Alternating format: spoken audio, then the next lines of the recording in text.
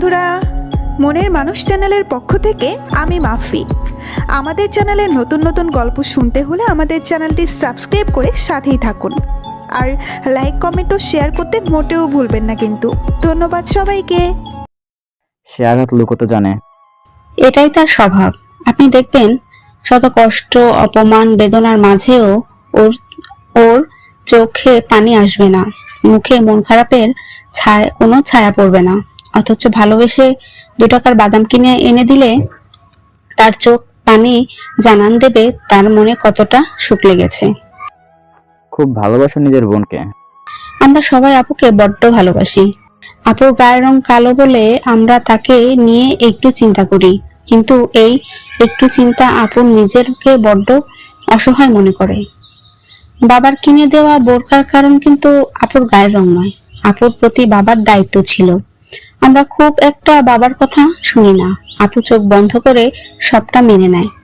বাবিরা যেসব কাপড় কিনে আনে আপুর সব থেকে ভালো দেওয়া হয়, কিন্তু তার প্রতি দয়া নয়, তাকে ভালোবেসে বলেই দেয়। কেউ যেন বলতে না পারে মেয়ের কোনো গুণ নেই, না আছে গায়ের রং।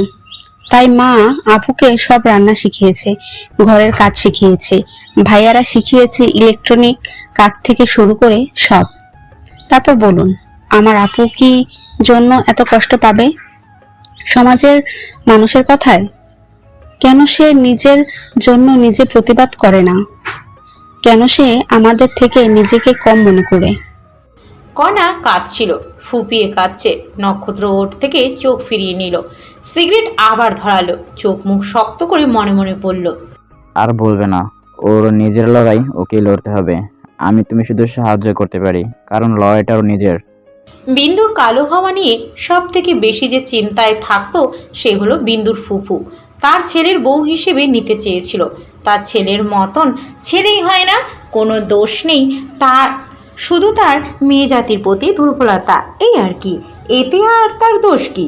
জোয়ান ছেলে পেলে মেয়ে মানুষ সায় না দিলে কি আর তারা যায় নাকি? আর এই বয়সে এমন স্বভাব থাকবে। তাছাড়া ছেলে তো পাক্কা ব্যবসায়ী, মাসে লাখখানেক টাকার ব্যবসা করে। তার কাছে দিলে বিন্দুকে মাথায় করে রাখবে। বিয়ের প্রস্তাব যেদিন ফুফু দিয়ে এলো ওদিন বিকেলেই তাকে পুলিশ গ্রেপ্তার করে কোঠাবাড়ি থেকে। এতেও কোনো সমস্যা দেখেনি ফুফু। তবুও বিন্দুর ভাগ্য যে সে নিতে চাইছে, কিন্তু এ বিষয়ে বিন্দু সাফ সাফ মানা করে দিয়েছিল। যদি জোর করে তবে বাড়ি থেকে চলে যাবে, গলায় কলসি বেঁধে পুকুরে লাফ দেবে বলেছিল। বিন্দুর ভাইদের অমতে গিয়ে বিয়ে দেওয়ার চেষ্টা অবশ্য করেছিল চাচারা, তবে শেষ অবধি বিন্দুর বাবা না করে দেয়। কারণ মেয়ে কালো, তার নামের সাথে সে ডিভোর্সি শব্দ লাগাতে চায়নি। গোপন সূত্রে খবর পেয়েছিল লোকটার যে অন্যত্র স্ত্রী এবং বাচ্চা রয়েছে। সেই ফুপু বিয়েতে এসে মুখ ভার করে বসেছিলেন, আর সে চলে যাচ্ছেন। যাওয়ার আগে বলে গেলেন, শহরে বিয়া দিলা মায়ারে, এখন সংসার টিকলে হয়।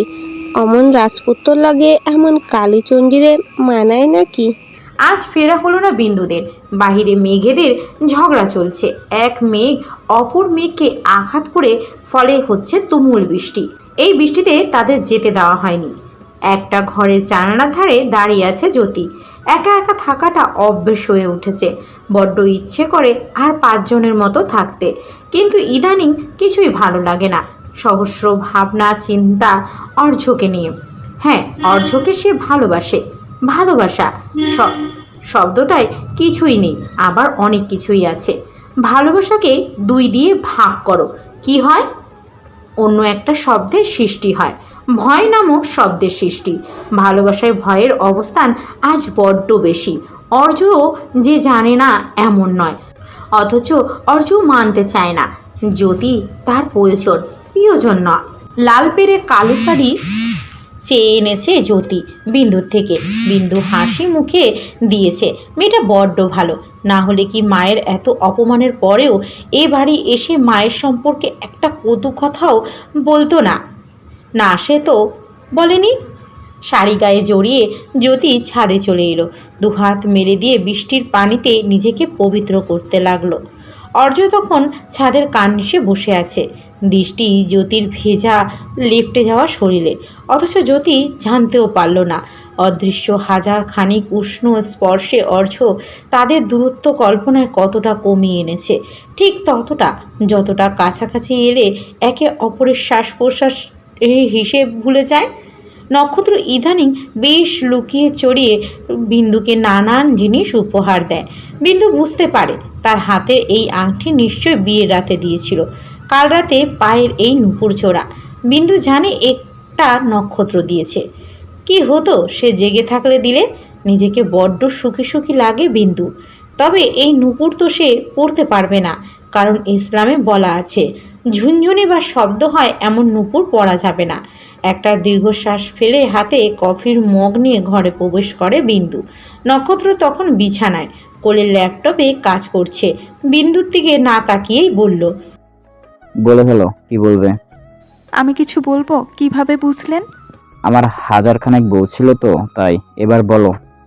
জানপরাণ চিন্তিত হয়ে বিন্দু জিজ্ঞেস করে, সত্যি আপনার হাজারখানেক বউ? মেয়ের এমন নরম প্রশ্ন শুনে চোখ তুলে তাকায় নক্ষত্র। বিন্দুকে সে এ অবধি যতটা দেখেছে, বিন্দু যথেষ্ট বুদ্ধিমতী এবং গোছানো স্বভাবের মেয়ে।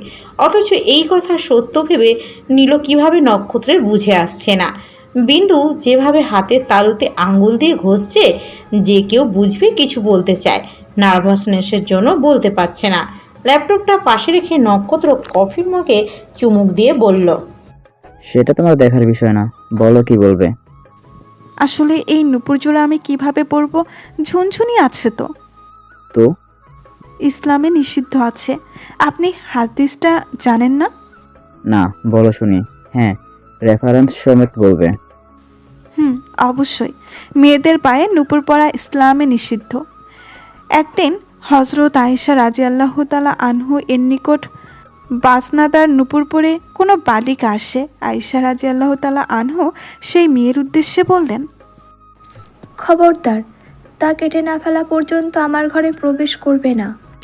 অতঃপর তিনি বললেন, মহানবী হজরত মুহাম্মদ ইরশাদ করেছেন, যে ঘরে ঘণ্টি থাকে সেই ঘরে রহমতের ফেরেশতা প্রবেশ করে না। সুনামে আবু দাউদ হাদিস 4231, সুনানে নাসাই হাদিস 5237। সহিহ মুসলিমে বর্ণিত, নবীজি ইরশাদ করেন, ঘণ্টি বাজা, ঘুঙুর হলো শয়তানের বাদ্যযন্ত্র। সহিহ মুসলিম হাদিস 21014। আমার জানা ছিল না। কথাটা বলেই বিন্দু পা থেকে নুপুর জোড়া খুলে নেয় নক্ষত্র। কি করলেন? পায়ে হাত দিলেন কেন? এত হাতেই জানো, এটা জানো না স্বামী স্ত্রী একে অপরের পোশাক স্বরূপ? বিন্দু কোনো কথা বলে না, মুচকি হেসে দৃষ্টি নামিয়ে নেয়। নক্ষত্র হাত দাঁত দিয়ে কোনোভাবে খুলতে লাগে সব ঝুনঝুনি। ঠিক সেই সময় কণা এসে সাহায্য করে নক্ষত্রকে। তারপর চলে যাওয়ার সময় ঝুনঝুনিগুলো নিয়ে যেতে যেতে বলল, নুপুর তো পুরো ঘরবালির জন্য, আধি ঘরবালির জন্য না হয় এই ঝুনঝুনি গুলোই থাক। বিন্দু স্পষ্ট বুঝতে পারল এই কথার গভীরতা ইঙ্গিত। ভয়ে ভিতরটা শিরশির করে উঠল। তবে কি সুখ নামের ভ্রমর কালো ফুলের ভাগ্যেই নেই? বিন্দুকে যেদিন ওর শাশুড়ি প্রথম গায়ে হাত তুললেন, সেদিন ওর বিয়ের বয়স 18 দিন। বাবা মা নিজ গ্রাম ছেড়ে বিন্দু তখন শহরের বাসিন্দা। এই অচেনা পরিবেশে নিজেকে যথাসম্ভব গুটিয়ে রাখে সে। সহজে কারো সামনে পড়ে না, কারণ তাকে নিয়ে রাজ্যের বিরক্তি তার শাশুড়ি রেহানা বেগমের। দোষ ছিল রেহানা বেগম তাকে একটি জামদানি দিয়েছিল। নতুন বউ সে, কালো হলেও পরিচয় দিতে হবে তো, তাই দিয়েছিল বিন্দুকে নীল জামদানি শাড়ি, কারণ বাড়িতে মেহমান আসবে। হাতে নিয়েই বিন্দু বুঝেছিল বেশ দামি ছিল জামদানি শাড়িটা। তবে রান্নাঘরে খানিকটা অসতর্কতার জন্য বিন্দুর কাছে শাড়ির আঁচলের কিছুটা অংশ পুড়ে গেল। এজন্য বিন্দু যখন শাড়ির কথাটা বলে, তখন সজোরে গালে আঘাত করে রেহেনা বেগম। সেদিন বিন্দুর নিজেকে কালো মনে করে বেশ অশান্তি হয়েছিল, কারণ কালো বলেই তো তার গালের দাগগুলো স্পষ্ট নয়। অথচ নক্ষত্র এসব জানে না। বিন্দু বলেনি, কি প্রয়োজন মা ছেলের মাঝে মনোমালিন্য করানোর। বিন্দুকে মোটেও সহ্য হয় না রেহানা বেগমের। এই মেয়ের পাশে তার ছেলে থাকে, এটা ভেবেই বুক খা খা করে ওঠে। মা হয়ে ছেলের এই কষ্ট সহ্য হয় না তার। দাদা হয়ে নাতির এত বড় ক্ষতি কিভাবে কেউ করতে পারে? আফা, যাই বলিস না কেন, আমার ওই মেয়ের ব্যবহার খুব ভালো লাগছে। ছোট বোনের কথায় তেলে বেগুনে জ্বলে উঠলেন রিহানা বেগম। কই, সে কল দিয়েছে বিন্দু সম্পর্কে একটু নিন্দেমন্দ করতে এই জন্য, কিন্তু তা নয়, তার বোন উল্টো ওই মেয়ের গুণগান রচনা করছে। রাগ তোর ভালো ব্যবহার, আমি চিন্তায় আছি আমার ঘরে নাতিপুতিগণ কেমনে দেখতে হবে। সবই আল্লাহ তাআলার দান, এত ভাবিস না। নিজে তো পাইছিস পরীর মতো বউ, তাই আর তোর কি? যার জ্বালা সেই বোঝে। এই বলে খট করে ফোন কেটে দিল বিন্দুর শাশুড়ি। বিন্দু তখন আনমনে বাহিরের রাস্তায় তাকিয়ে আছে। একা সময় নক্ষত্রকে নিয়েই সে ভাবে। ইদানিং তাকে নক্ষত্র বেশ স্পেশাল ফিল করায়। বিন্দুর মনে হয় সত্যি সে নক্ষত্রের সাম্রাজ্যের সাম্রাজ্ঞী। অফিস থেকে ফিরে আসার সময় ওর জন্য নানান ধরনের জিনিস নিয়ে আসে। বিন্দুর ওসব জিনিসে পেয়ে কাঁদতে ইচ্ছে হয়, আবার মনে ভয় লাগে। এত সুখ কপালে সইবে তো? আসরের আজান দিতেই নামাজ পড়ে নেয় বিন্দু। চা বানিয়ে দাদাজানের রুমে যায়। ততক্ষণে জ্যোতি এসে বসে দাদার কাছে। বিন্দুর সাথে জ্যোতির বেশ ভাব হয়েছে। এদিকে দাদাজান বেশ মিশুক মানুষ, শুধু বিন্দুকে মেনে নিতে পারছে না ওর শাশুড়ি। কাল পহেলা বৈশাখ হিসেবে নানান ধরনের আলোচনা হচ্ছে তিনজনের মাঝে। ঠিক সে সময় অর্ঘ্য দাদাজানের পাশে এসে বসে।